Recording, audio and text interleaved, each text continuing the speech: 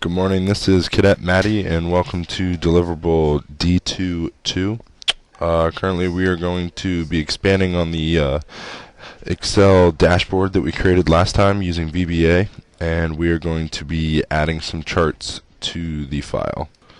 Specifically, we're going to be adding a few pie charts, a line chart, and a bar plot to aid in demonstrating the organization and easier view of the data that the program still uses the COCOM, the country, and the latitude-longitude filters to sort through the potential.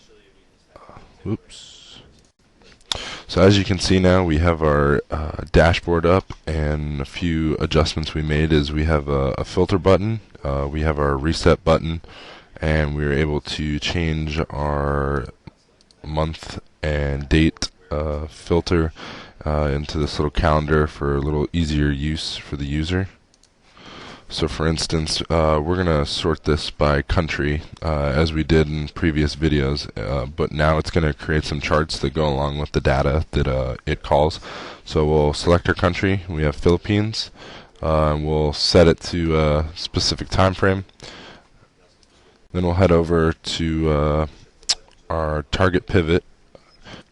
So after completing that data filter, now what it does is it takes the information and throws it in a pivot table and presents us with a numerical value for the number of occurrences based on a certain topic, in which case, for instance, for terrorist attacks resulting with airports or aircraft, in this case there were 9, and what it does, it distributes these into a pie chart. We are also asked to create these pie charts for the attack pivot table, which it also is capable of doing, as well as the weapon pivot table, which identifies what kind of weapon was used in the terrorist event.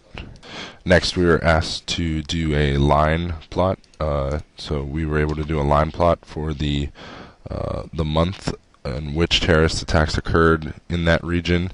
And based on what we see, it looks like May is the most frequent month for terrorist attacks to occur in the Philippines.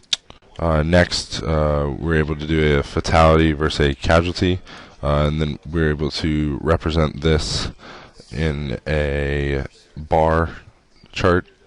And as we can see here, that the majority of the casualties comes from bombing, explosion, terrorist events.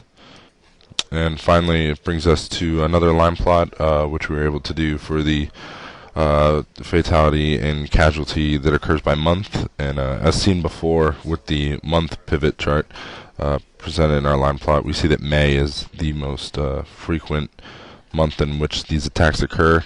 And to support that, we also have that in May we have the highest number of individuals killed and wounded due to terrorist attacks. So concluding the view of our different pivot tables and charts that coordinate with such, I'll be handing over the microphone to my partner, Cadet Whitcomb.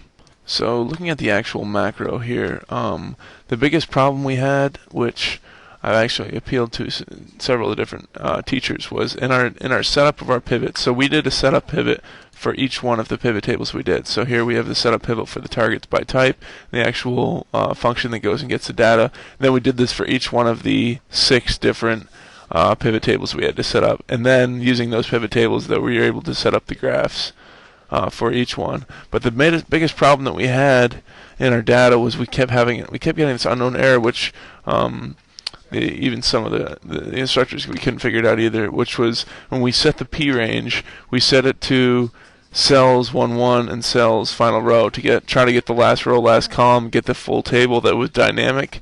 However, for some reason or another, we couldn't end up. We kept getting an error which we couldn't get past. So what we ended up doing, at least for this deliverable, to show that our pivot tables were at least functional, was we set the range as the actual hard code range for that specific data chart. This is for the Philippines, so it isn't dynamic. But however, we just did this so that. So as my partner explained, we were able to go through and use the pivot charts to create some tables. Using the tables, we use the macros to create those, and in the future we will work to get them all on one chart.